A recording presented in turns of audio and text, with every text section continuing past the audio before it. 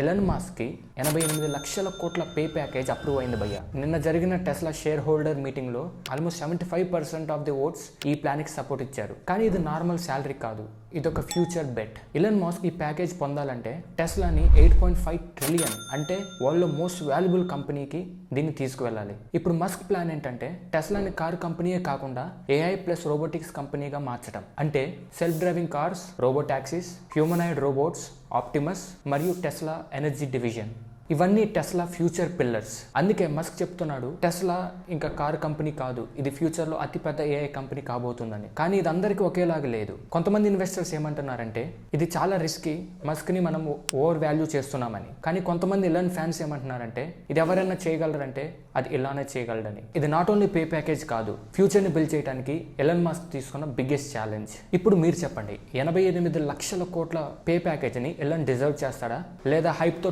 Too much risk తీసుకుంటున్నాడంటారా?